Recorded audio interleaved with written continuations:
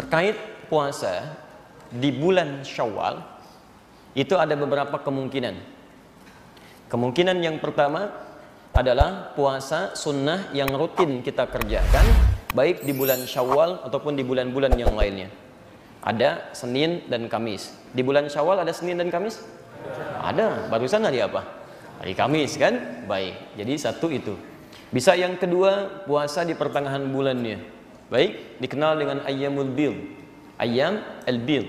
Ayyam itu jamak dari kata yaum, jamaknya ayyam. Wa tilkal ayyamu dawiluha. Jelas ya? Jadi yaum jamaknya apa?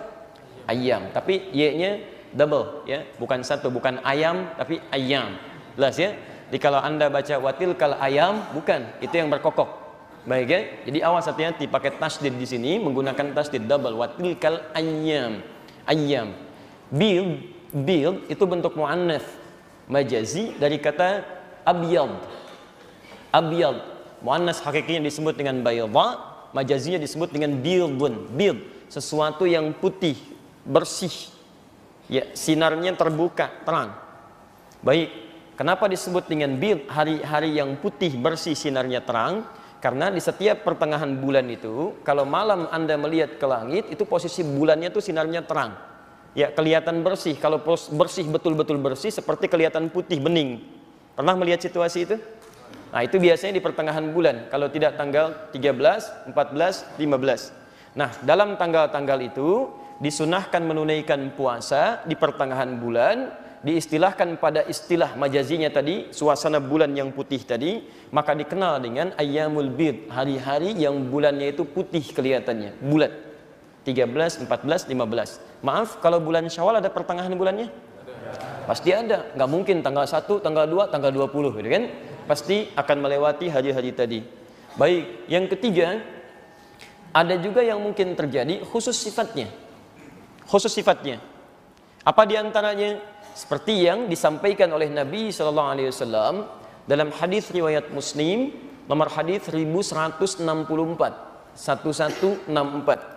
Hadis ini diterima nanti dari rawi yang paling dekatnya kepada Nabi, sahabat bernama Abu Ayyub Al-Ansari. Bismillah. Di dalam ini dalilnya supaya kita turunkan dasar pembahasan kita. Maksudnya supaya bahasan kita punya nilai argumentatif yang kuat. Jadi kalau Bapak Ibu ditanya, kita bisa menjawab. Jelas ya? Ini bukan sekedar ingin mencantumkan ini loh, bukan. Kalau cuma menyebutkan dalil dan sebagainya, barangkali yang lain juga mungkin bisa lebih baik dalam menampilkan itu. Tujuan kita bukan ingin menampilkan ini dalil ini, bukan. Tapi ini menjadikan landasan argumentatif untuk menyelesaikan persoalan. Jelas ya? Ada di hadis Muslim, hadis riwayat Muslim, nomor hadis 1164. Riwayatnya dari Abu Ayyub, sahabat Abu Ayyub Al-Ansari. Al-Ansari.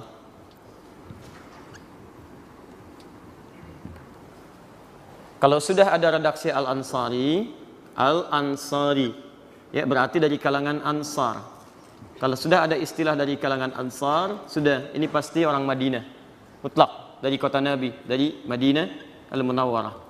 Untuk membedakan dengan istilah sahabat-sahabat yang datang dari Mekah ke Madinah, disebut dengan muhajirin. Jadi ada muhajirin, ada ansar. Kalau muhajirin itu orang Mekah yang hijrah ke Madinah, tapi kalau ansar itu orang Madinah yang menyambut orang-orang Mekah ketika mereka hijrah ke Madinah. Paham sampai sini? Ini kalau dengar istilah Al-Ansari berarti orang mana? Madinah. Baik. Jadi kalau ada Masjid Al-Ansar, masjidnya di mana? Bukan di BSK tuh, ada. Baik, nggak usah ngarang. Lihat sini, turunkan. Fokus. Nah, jadi ini rawinya. Saya sebentar sebelum masuk ke sini membacakan hadisnya. Ayo coba nanti kita telusuri dulu pelan-pelan. Ini sahabat mulia, termasuk sahabat senior, juga termasuk yang paling sepuh, yang usianya panjang. Yang usianya panjang, ya. Lahirnya 576 Masehi kurang lebih. Wafatnya 764 Masehi. Cukup panjang usianya. Ini hidup hampir di 5 zaman. Zaman Nabi SAW, Abu Bakar, kemudian Umar bin Khattab. Kalau saya sebutkan zaman, mesti zaman kekhalifahan setelah Nabi SAW. Termasuk di zaman Uthman bin Affan radhiyallahu ta'ala anhu, kemudian zaman Ali bin Abi Thalib karamahullahu wajhah, sampai ke Muawiyah bin Abi Sufyan. Wafatnya sahabat ini syahid ketika berusaha mengikuti jihad kaum muslimin dalam membuka Fathu, ya, Madinah atau kota Konstantinopel saat memerangi atau berperang dengan Romawi pada saat itu. Bukan memerangi, tapi berperang dengan Romawi. Kalau memerangi, berinisiatif untuk memerangi mereka. Berbeda. Jelas ya? Baik, jadi ini syahidnya di Konstantinopel, di Turki sekarang, yang makamnya ada di Istanbul sekarang. Ya, Abu Ayyub Al-Ansari. Saya ingin tunjukkan begini. Beliau ini sudah sepuh. Ya, rumahnya langsung dipilih melalui tuntunan kepada Nabi SAW untuk bisa ditinggali oleh Nabi SAW. Anda bisa bayangkan, sahabat yang sudah demikian sepuh, mau mewakafkan rumahnya, berjuang bersama Nabi, bahkan di puncak usianya masih mau berjihad. Sahabat Nabi, dekat dengan Nabi, khidmatnya kepada Nabi luar biasa, bahkan dengan istrinya masih melayani Nabi, kebutuhan-kebutuhan Nabi, di rumah yang beliau wakafkan untuk Nabi tinggal, kemudian masih mampu untuk menegakkan Islam sambil berjihad, sambil belajar, plus masih bisa mendapatkan ilmu dari Nabi. Bisa kebayang nggak? Sahabat Nabi, dekat dengan Nabi, mewakafkan rumahnya untuk Nabi, istrinya pun membantu kehidupan beliau untuk berkhidmat kepada Islam, dalam kesibukannya masih belajar dari Nabi sampai mendapatkan hadis dari Nabi, plus di ujung usianya masih ikutan berjihad sampai syahid. Ya, Anda bisa bayangkan. Dalam keadaan demikian masih semangat untuk belajar dan hadisnya sampai kepada kita sekarang. Nah, sekarang kita bandingkan dengan kita sekarang ini. Coba antum cek. Ya, antum yang selama ini membanggakan dengan hartanya, kedudukannya. Coba cek, jangan-jangan selevel Abu Ayyub Al-Ansari saja belum kita saingi. Ya, antum yang merasakan banyak titipan hartanya, berapa banyak sudah digunakan untuk nilai-nilai kebaikan dalam kehidupan. Coba cek. Yang kedua, kalau antum sudah bisa menyayangi ini dengan berwakaf, dengan bersedekah dan sebagainya, coba cek. Apakah hidup kita sudah digunakan untuk mendapatkan yang bermanfaat? Seberapa sibuk antum sampai sering sibuknya mengabaikan kita untuk belajar tentang tuntunan agama? Dalam sepekan berapa kali kita bisa belajar? Berapa hadis yang bisa dihafalkan? Dan jangan dulu bangga kalau bisa menyayangi ini, karena beliau wafat dalam keadaan syahid. Dalam sepuhnya masih mau berkhidmat dalam kebaikan. Kita ada di mana? Dan kadang-kadang cita-cita kita lebih daripada ini. Pengennya firdaus tanpa hisab, gitu kan? Nah, di mana amalan kita? Paham sampai sini? Nah, yang ingin saya sampaikan, kenapa saya kalau mencoba menyampaikan hadis, membuka rawinya dulu. Untuk membuka kepada kita sebuah pencerahan dan menginspirasi kita untuk mau berubah. Masa sahabat Nabi yang sangat demikian terbatasnya, jangankan Quran, hadis masih mau dihafal. Coba kalau 571, Nabi lahir, ini 576, berarti sepuh siapa? Abu Ayyub Al-Ansari, 5 tahun usianya, lebih sepuh dibandingkan dengan Nabi kan? Ya, ketika wahyu turun usia Nabi berapa? Halo? 40 tahun. Wahyu diturunkan, Nabi diangkat menjadi Nabi dan Rasul, usia Nabi 40 tahun kan? 40 tahun, Iqra turun, diangkat jadi Rasul.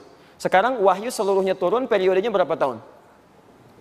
Kurang lebih 23 tahun. 22 tahun, 2 bulan, 23 hari. Oke? Jadi kalau 40 tambah 22 saja misalnya, berapa?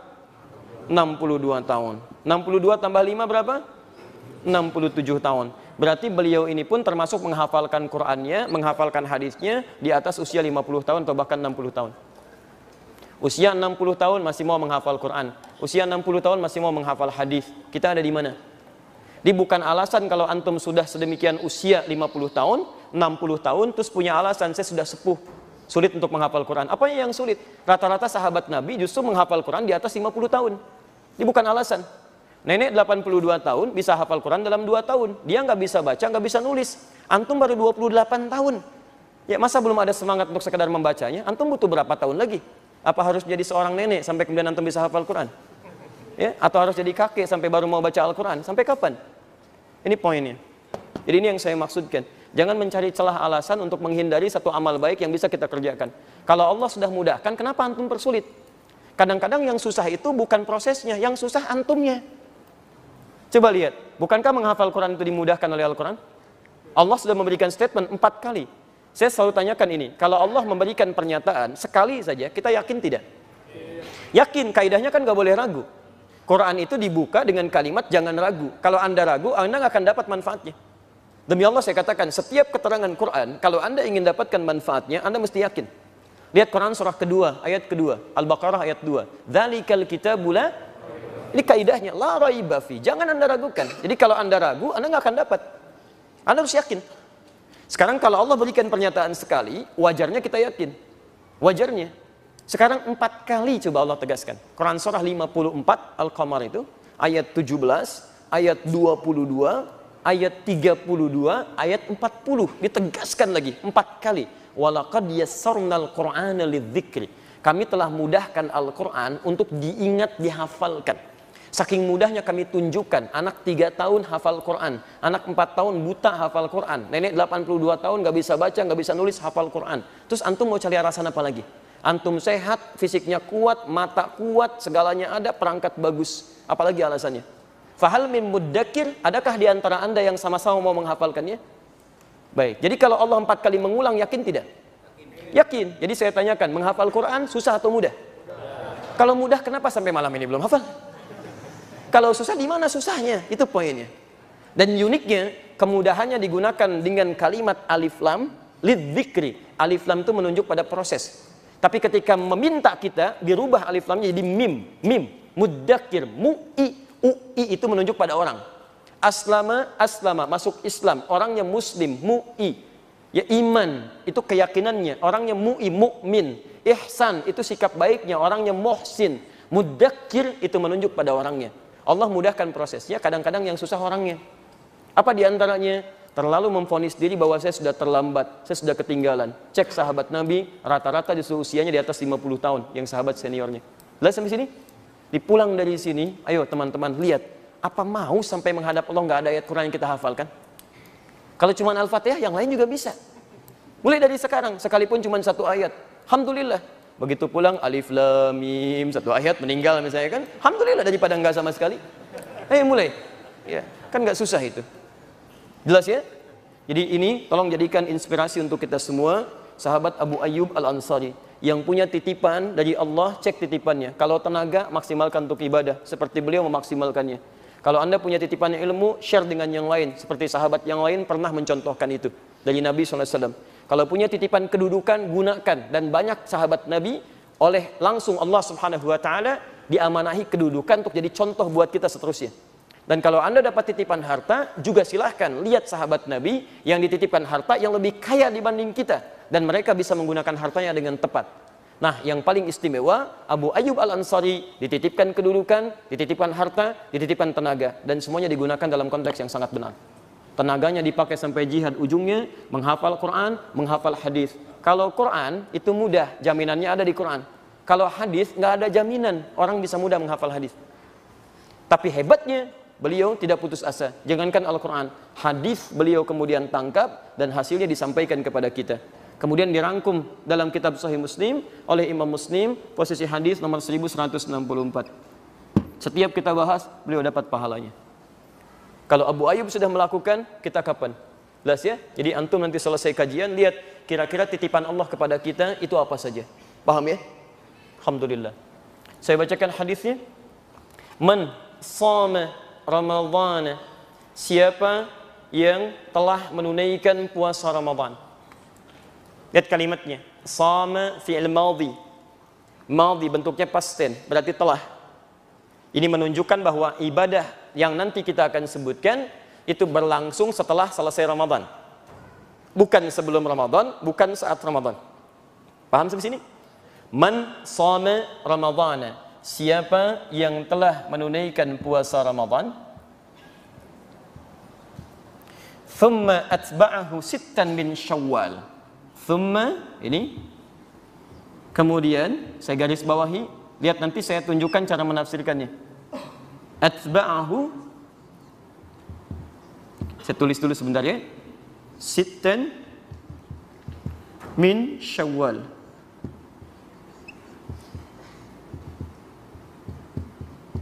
Ini.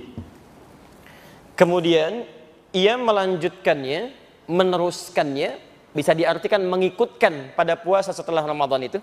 Bahasa paling enaknya, kemudian ia meneruskan atau melanjutkan setelah selesai Ramadan itu sitten 6 hari min Syawal, di bulan Syawal atau dari bulan Syawal. Singkatnya, ada puasa sunnah di bulan Syawal selain yang Senin Kamis, selain Ayyamul Bid, ada puasa khusus yang hanya berlaku di bulan Syawal. Jumlahnya lewat hadis ini yaitu 6 hari. Sitten min Syawal, 6 hari dari bulan Syawal. Sampai sini paham? Jadi setelah kita temukan di sini jenis puasanya, di puasanya namanya apa? Bukan, nggak ada namanya dari Nabi. Antum nggak usah ngarang. Kalau tidak tahu katakan. Baik. Pelajaran mengarang cuma di bahasa Indonesia. Awas. Antum baru selesai puasa sudah ngarang. Oh, hati-hati. Baik. Jadi apa nama puasanya? Nggak ada nama puasa wallahu alam. Yang ada puasa Senin, puasa Kamis, puasa Ramadan dan sebagainya. Nah, nama puasanya kata Nabi puasa 6 hari di bulan Syawal. Jelas ya? Baik. Kalau disebutkan puasa Syawal, nanti kita akan lihat umumnya yang dimaksudkan adalah puasa yang ini. Jelas ya? Jadi ini penamaan ulama kalau disebutkan puasa Syawal itu artinya yang dimaksud yang ini. Bukan yang Senin, bukan yang Kamis, bukan yang Ayyamul Bid, tapi yang 6 hari di bulan Syawal. Teruskan dulu hadisnya. Kana yasumud dahra kullahu. Ada redaksi ka'annama yasumud dahra, ada kata ka'annama, ada kata kana. Kana yasumu ad-dahra. Ya. Kullahu. Saya berikan kurung karena ada redaksi menggunakan sampai sini, ada redaksi menggunakan kata ini sebagai taukid. Maka siapa yang bisa mengerjakan ini, sudah puasa Ramadan, tambah 6 hari di bulan Syawal, maka dia seakan telah berpuasa sepanjang tahun, selama setahun penuh. Masya Allah. Jadi dinilai oleh Nabi SAW lewat hadis ini, puasa 6 hari di bulan Syawal, yang disambungkan setelah puasa bulan Ramadan itu nilainya gabungan ini seperti halnya puasa selama setahun. Paham sampai sini? Baik, kalau sudah paham tentang hadisnya, saya jelaskan sekarang tentang maknanya. Saya simpulkan dulu. Jadi kalau disebutkan puasa Syawal seperti pertanyaan tadi, ingin menunaikan puasa Syawal, maka yang dimaksud yang ini. Jelas ya? Bukan puasa yang lainnya. Paham sampai sini? Nah, sekarang kalau sudah memahaminya, mari kita coba urutkan dulu ya sebelum sampai pada inti pembahasan dan pertanyaan tadi. Yuk kita lihat. Yang ini sudah dipahami dengan baik? Boleh saya hapus? Alhamdulillah. Baru hari pertama ya, tenang aja. Seperti saya pertama kali ngajarin antum, datang, terangkan, tulis, hapus sendiri ini, Masya Allah, luar biasa. Biasanya posisinya sebelah sini nih, ada yang suka ngapusin ya. Baik. Hari ini kembali ke fitrah. Sudah, antum tenang aja, saya simpan sini. Yuk kita bahas dulu ini. Setelah paham isinya, setiap kalimatnya, baru kemudian kita simpulkan dengan pertanyaan tadi. Teman-teman fokus sini. Pertama, man. Saya sering terangkan huruf ini, maknanya. Ismun mausulun yadullu alal amiyah. Huruf sambung menunjuk pada objek tanpa batas. Jadi Nabi menyampaikan man siapapun, terjemahkan siapapun. Selama dia orang beriman, muslim, muslimah. Kalau ada kata man, ini berarti mencakup keseluruhannya. Bisa laki-laki, bisa perempuan, besar, kecil, sepanjang dia baligh, tua, muda dan sebagainya. Di puasa ini tidak dikhususkan bagi kalangan tertentu, tapi terbuka bagi setiap insan beriman yang sudah baligh. Paham? Baik. Man, siapapun, sama Ramadhan, yang telah melewati masa Ramadan, menunaikan puasa Ramadan, lihat, telah puasa Ramadan, thumma atba'ahu sittan min Syawal. Kemudian setelah itu, dia ikutkan puasa ini, awas hati-hati, Ramadan ini, dengan menunaikan puasa 6 hari di bulan Syawal. Yang paling menarik, ketika menyebutkan puasa 6 hari itu, Nabi pertama menyebutkan kata thumma di sini, thumma. Nabi tidak menyebutkan fa, tidak menyebutkan waw. Ingat, kalau Nabi menyebutkan fa begini, fa, man shoma Ramadhana fa atba'ahu, maka artinya itu langsung nggak ada jeda. Setelah selesai Ramadan, besoknya langsung puasa. Artinya apa yang terjadi? Artinya tanggal 1 Syawal itu sudah puasa. Jelas? Baik, fokus sampai sini. Kalau menggunakan waw, maka di sini ada jeda. Tapi jedanya terbatas, tidak panjang. Mungkin 1 hari, 2 hari pasca Ramadan, ya jadi silahkan tunaikan. Hari pertama tidak puasa. Hari kedua tidak puasa, jeda ketiga baru puasa. Itu kalau menggunakan waw. Jelas? Tapi kalau menggunakan thumma, itu artinya jeda panjang yang memberikan kemudahan. Ilustrasinya begini, Dhahaba Ahmad ila Jami' al-Ihsan, fa Ali. Ahmad pergi ke Masjid Al-Ihsan, lalu Ali pakai fa. Ahmad masuk, Ali masuk. Pakai waw, Ahmad masuk, Ali jeda sebentar, masuk. Tapi kalau pakai thumma, Ali santai aja. Begitu Ahmad masuk, mau masuk silahkan, mau jeda silahkan, mau agak panjang silahkan. Itu thumma namanya. Paham? Jadi jedanya agak panjang. Perhatikan, yang ingin saya sampaikan adalah Nabi itu kalau menggunakan kata, memilih kata, diksinya itu pasti fasih sesuai dengan konteksnya. Pasti itu. Dan Nabi sendiri mengatakan, ana afsahul Arab, saya orang Arab yang paling fasih. Dan orang Arab fasih itu mustahil memilih diksi kata yang tidak sesuai dengan konteks. Misal, saya berdiri begini, terus Anda orang Arab meminta saya duduk, Anda katakan apa? Nah, itu bukan orang Arab. Kalau saya berdiri disuruh duduk, Anda bilang ijlis, Anda bukan orang Arab. Dan betul. Anda bukan orang Arab, dan betul. Jelas? Halo? Kalau salah itu wajar. Kalau orang Arab, dia fasih, dia akan mengatakan bukan ijlis, uqud. Uqud. Tafaddal uqud. Karena duduk itu ada dua dalam bahasa Arab. Ada qa'ada yaqudu, ada jalasa yajlisu, ijlis. Baik, apa bedanya? Kalau qa'ada yaqudu, itu artinya berpindah dari posisi tinggi ke posisi rendah. Jadi kalau saya sedang berdiri begini, posisi tinggi diminta duduk posisi rendah, maka kalimatnya menggunakan kata qa'ada, tafaddal uqud, atau masdarnya qu'ud, qu'udan. Makanya di Quran, orang yang nggak bisa sholatnya berdiri begini, dia diminta duduk. Ya, qiyaman wa qu'udan, nggak ada qiyaman wa julusan. Quran surah keempat ayat 103. Fa idza qadaytumus shalah, jika telah selesai salat, fadhkurullaha, silakan berzikir kepada Allah. Qiyaman, Anda berdiri, enggak bisa berdiri, wa qu'udan, duduk. Quran surah ketiga Ali Imran ayat 190. Alladzina yadhkurunallaha qiyaman wa qu'udan. Dia tidak bisa berdiri, dia duduk. Tapi kalau Anda duduk di bawah, ingin saya mintakan pindah ke tempat tinggi, pindah posisi, itu menggunakan jalasa. Jalasa yajlisu, ijlis.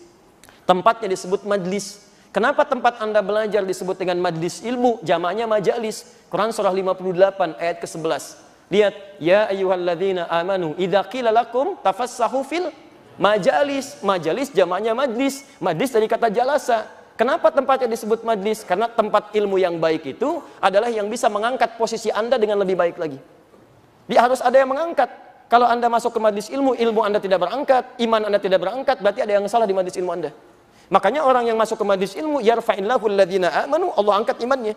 Ciri majlis ilmu yang baik, ketika Anda belajar, iman Anda menaik, meningkat lebih dekat dengan Allah. Ya, walladzina utul ilma darajat, dan pengetahuan Anda bertambah. Kalau Anda masuk ke majlis ilmu, cuman ketawa aja, cuma nangis gak ada isinya, kemudian Anda pulang, ilmu gak ada, iman gak menguat, itu bukan majlis ilmu namanya. Paham sampai sini? Itu bedanya antara jalasa dengan qa'ada. Nah, sekarang kalau kita kembalikan ke sini, teman-teman sekalian, lebih fokus lagi. Lihat, ada fa, ada waw, ada thumma. Nabi menggunakan yang ini, afsahul Arab. Orang Arab yang paling fasih. Masya Allah, ini menunjukkan jeda penunaiannya, itu diberikan kelonggaran oleh Nabi SAW dari sejak awal Syawal sampai dengan akhirnya. Silahkan. Tapi menariknya, ketika tidak menggunakan waw, artinya jeda itu tidak dimulai langsung di hari pertama. Makanya tafsir Nabi di hadis yang lain, itu tidak dibenarkan puasa di hari pertama di bulan Syawal dan hukumnya haram. Karena pada saat itu kita diminta untuk berbuka dan menunaikan salat di situ. Jadi hari pertama di bulan Syawal tidak ada puasa, tapi bisa dimulai dari hari kedua, hari ketiga, sampai dengan hari ke-30-nya. Jelas di sini? Di penggunaan kata thumma, menunjukkan ada jeda yang cukup panjang, bisa kita pilih sesuai dengan kenyamanannya. Baik, sekarang misal, kemarin Ramadannya berapa hari? 29 hari, biar cepat ya. Baik, kalau sebelumnya 29, berarti bulan setelahnya berapa? Kalau tidak tahu, katakan. Baik, jangan ngarang, tidak ada hijriah 31 hari, tidak ada. Hijriah itu kalau tidak 29, pasti 30. Ya, kalau tidak 29, pasti 30. Makanya ibu usulkan bu, kepada para suami, mendapatkan bulanannya itu pakai hijriah aja, jangan pakai masehi. Insya Allah lebih cepat. Baik.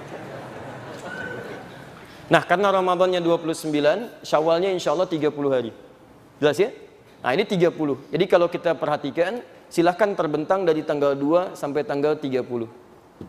Ustadz tahu dari mana kita bisa pilih 6 hari di antara jeda ini dalam rentang waktu yang sangat terbentang luas. Hebatnya lagi, Nabi mengatakan senyaman-nyamannya menggunakan huruf min di sini. Lihat sini. Fokus. Kalau beliau sampaikan dengan menggunakan ini, atba, itu kalau Anda berhenti di atba aja, tidak menggunakan kata min, itu berarti ada kemungkinan penunaiannya berurutan. Karena sesuatu yang berurutan dalam bahasa Arab disebut dengan tabi ayat seba'u. Orangnya disebut tabi. Kalau banyak disebut tabi'in. Pernah dengar istilah tabi'in? Tabi'in, itu berurutan. Jadi dari Nabi, sahabat, ada tabi'in ngikut ke sahabat. Setelah zaman sahabat langsung tabi'in. Tabi'in lagi. Jadi di sini nempel. Kalau cuman seperti ini bahasanya, summa atba'ahu sittan. Misal menggunakan fi, misal fi Syawal, maka puasanya besar kemungkinan isyaratnya harus berurutan. Walaupun Anda memilih misalnya di tanggal 7, kan? Anda pilih tanggal 15 tapi kerjakan berurutan. 15, 16, 17, 18 sampai 6 hari dihitung. Jelas? Halo, jelas? Jelas. Nah, tapi kalau menggunakan min ini harfu tab'id, huruf pecahan. Menunjuk pada sesuatu yang terpecah, bagian dari waktu yang ditentukan. Makanya orang Arab dalam kaidah bahasa Arab menyebut min ketika bergabung dengan waktu, itu disebut dengan harfu tab'idin, huruf yang menunjuk pada bagian-bagian tertentu yang tidak harus saling bersambung satu dengan yang lainnya. Masya Allah. Ketika menggunakan thumma pakai kata tabi'ah, ada tafsiran diartikan bisa berurutan, runtut. Tapi ketika ditambah dengan min, maka maknanya bisa berubah. Kondisi yang nyaman, terpecah, tidak harus selalu berurutan, tidak harus runtut. Maka lihat, cuman 2 huruf saja. Nabi mengatakan, silahkan Anda puasa 6 hari di bulan Syawal, senyamannya dari tanggal 2 sampai tanggal 30, yang mau runtut, silahkan. Yang tidak bisa berurutan, mangga, silahkan. Ada huruf min di sini. Jelas? Jadi penunaian puasa di bulan Syawal berdasar isyarat lughawiyah, petunjuk dari bahasa Nabi, itu bisa ditunaikan yang penting 6 hari, mau berurutan silahkan, mau tidak ada masalah. Yang penting berapa hari? Nah, jelas sampai sini? Alhamdulillah. Jadi yang berurutan benar, yang tidak berurutan benar, yang salah? Oh, belum tentu, karena hukumnya sunnah. Anda jangan ngarang hukum sendiri. Awas, hukum puasa ini sunnah. Sunnah itu dikerjakan berpahala. Kalau ada yang nggak mampu, berarti tidak ada masalah. Dia tidak bersalah.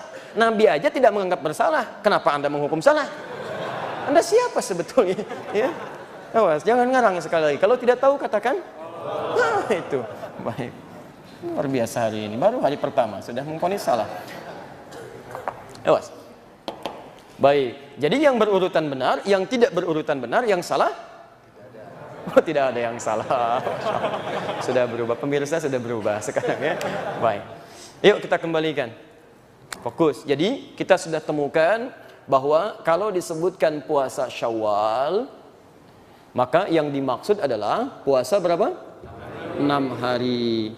6 hari ini dilakukan di tanggal berapa? 2. Alternatifnya bisa sampai dengan akhir Syawal, tanggal 30, 29 atau 30, bergantung jumlah harinya. Baik, boleh nggak dikerjakan berurutan? Boleh. Kalau tidak sanggup berurutan? Nah, boleh apa? Tidak berurutan, ya. Boleh tidak berurutan, teruntut dikerjakan. Ini poinnya. Ini persamaannya. Paham sampai sini? Baik. Nah, sekarang kita teruskan dulu. Kita teruskan. Bapak dan Ibu sekalian, sekarang persoalannya teruskan bagian kedua. Kalau saya bisa mengerjakan ini, alhamdulillah selesai 6 hari. Perhatikan, Masya Allah anugerahnya kata Nabi, ini spesial. Anda bisa tunaikan puasa Ramadan plus 6 hari ini, lihat ujungnya. Apa yang diberikan? Kata Nabi, kana yasumud dahra kullahu. Orang-orang ini yang bisa menyelesaikan ini, Allahu Akbar. Dia memperoleh anugerah seperti orang yang puasa selama setahun, sepanjang tahun. Masya Allah. Dari mana kita bisa dapatkan tahunnya sepanjang tahun itu?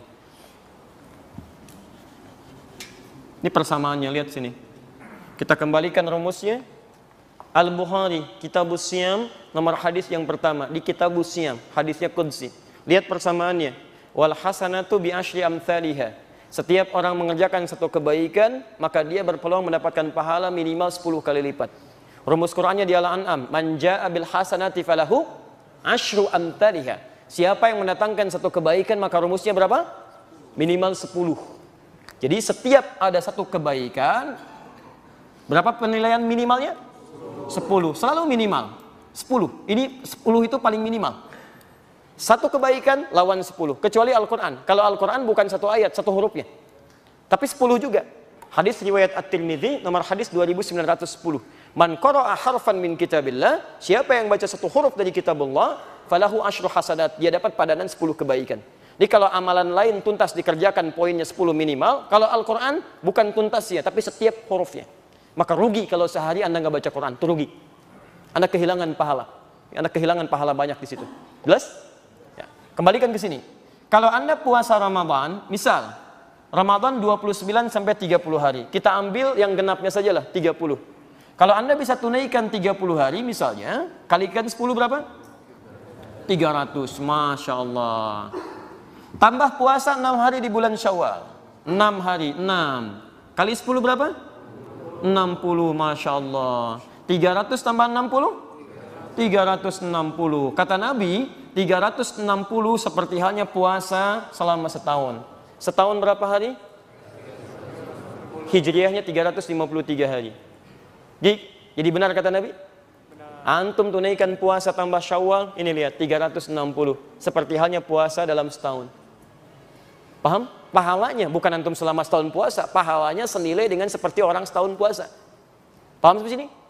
Baik, jadi teman-teman sekalian, ini ada banyak pahala yang luar biasa disebutkan oleh Nabi dan cuman setahun sekali, spesial. Jadi kalau antum gak dapat tahun ini, antum mesti menunggu tahun depan. Itu pun kalau hidup. Jadi kalau antum belum yakin tahun depan bisa hidup, sekarang ada kesempatan, kenapa tunggu tahun depan? Subhanakallahumma wa bihamdika asyhadu an la ilaha illa anta astaghfiruka wa atubu ilaik. Wa akhiru da'wana alhamdulillahi rabbil alamin. هذا رسول الله هذا المصطفى هذا لرب العالمين خليل